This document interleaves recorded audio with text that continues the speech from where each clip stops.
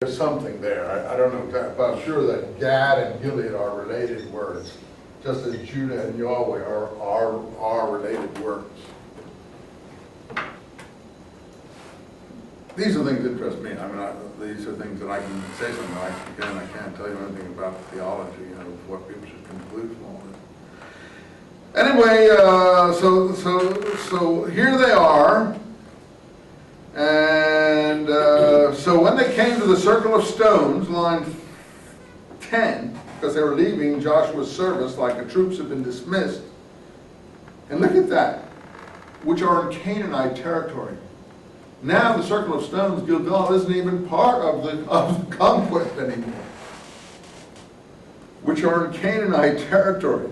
And now the circle of stones are like some old shrine there. Probably didn't even know the tradition that they are commemorate where Joshua crossed the river Jordan. This book has a lot of interest, though I don't have time in my life to deal with it. Maybe one of you will. So anyway, see, look, the Reubenites, Gadites have built an altar facing the land of Canaan with a circle of stones. So that's how rumors get started. Now another, they're blamed for a Canaanite shrine, and I guess the point is that they're gossiping about them, that they've become pagans or something. So here, line 16, this is so weird. Yeah, I guess it is weird. They sent a message. This is our message to you from the whole community of Yahweh. What do you mean, this treachery committed against the God of Israel? Why did you turn aside from Yahweh and build yourself an altar? It's a pagan altar then they're talking about. So now someone's blaming them for something. And then so a plague. This is very odd stuff. Interesting, very interesting. I wouldn't know what to make of it.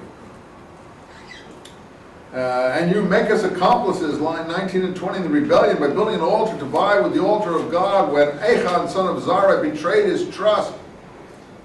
This is so complicated.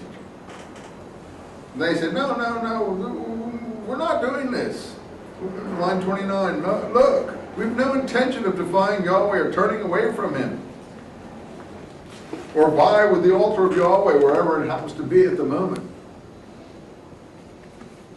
Anyway, I don't know what the outcome of all that ill will between the different places is, but in 23 we get on to something else.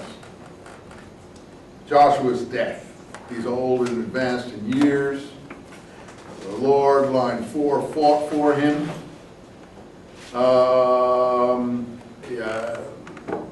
There are areas still need to be conquered. No less than those I wiped out between Jordan and the Great Sea. Again, a lot of bragging going on here. And now he's going to give his funeral farewell speech. Therefore stand firm, fulfill what is written in the book of the law, don't turn to the right or left, and don't mingle with the people left behind. If you look at the Dead Sea Scrolls, you'll know that that's in the Damascus document at the end. Don't move to the right or the left of the Torah, and so on and so forth. So, you going someplace? Oh, I thought you were Stretching. Oh, stretching. Okay. But that's in the last column of the Damascus document. Anyway, 24, he does give his funeral oration here. He gathers everyone together, and this speech, as I think I've told you, you don't have to agree with me. If you look carefully at Stephen's speech in the book of Acts, it's pretty much, I think, based on this speech in Joshua here, giving the whole history of the people. If you look at the speech of Stephen in Acts to the Jewish Sanhedrin, it starts with the Yahweh, the God of Israel in ancient days, lived beyond the river. He basically runs through the whole history the same as Joshua does here, and cites a lot of the same things here. But in any case, Joshua finishes, he made a covenant, line 25, with the people. They should fear Yahweh, line 14. And he laid down the law for them at Shechem, the capital of Ephraim, later the capital of Israel. And he wrote these words in the book of the law of God. Is that what you have? The book of, I don't know what the book of the law of God is, whether it's this book or some other book we don't have. Line 26 and 27. And he put up a stone, so it's another tradition associated with Shechem now. These are all the things Joshua son of Nun, the servant of Yahweh, After these things, rather, Joshua son of Nun, son of Joachim, died. He died. He's dead.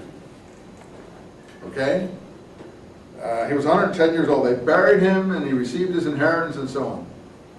Look at this little note, 32. The bones of Joseph, which the sons of Israel brought from Egypt. So they were walking around with the bones of Joseph this whole time, theoretically. Were buried at Shechem too. This is really important for the Stephen speech. This is why I think the Stephen speech is based on this. Because this is the mistake Stephen makes in his speech. That he says, and the tomb that Abraham bought at Shechem from Hamor, the father of Shechem. And it's right here. It's actually the tomb of Joseph, but he's read it so fast, the author of Acts. And he skimmed over it and just sort of like, he's picking stuff out, he's not looking at that carefully, and therefore he has Stephen make this error about what Abraham bought. No, it's the tomb Jacob bought. Again, I can show you exactly the passage in Acts. I showed it to you before. I don't want to argue about it. You decide what you think of it. I just show it to you, but here's Stephen's speech, chapter 7 of Acts. He replied, my brothers, my fathers, listen, the God of glory appeared to our ancestor Abraham while he was in Mesopotamia. And he goes on to tell all the Jews their own history, as if they didn't know it. And gives them all this history. And then he says here in line 14, and Joseph sent for his father Jacob and the whole family. And Jacob went down to Egypt. And after he and our ancestors had died there, their bodies were brought back to Shechem. Oh yeah, that's in here, right? That is there. But only Joseph's body was brought back to there, and buried in the tomb that Abraham bought and paid for from the sons of Hamor, the father of Shechem. You see how he's given away where he took this material from? That is the key, to show you how authors are working. Stephen never made that speech. That's taken right out of the book of Joshua here, but the writer clumsily has not redacted it completely accurately. And I know you don't like when I say that, but the point is no one's ever questioned it anyway, till me. And I don't think I've ever read a question about that speech for 2,000 years, which doesn't make me very smart. It just shows, again, I know I get angry at me, but how stupid I think most people are in terms of how they read things. Not that stupid people. They know how to live, they know how to make a living, they're very clever in their day-to-day life and so on, but when they read, they don't read with insight and depth. And anybody, you could have found that out in 2 ticks if you read carefully yourself. Anyone could have read carefully. Because you immediately say, oh, wait a minute. Stephen, Abraham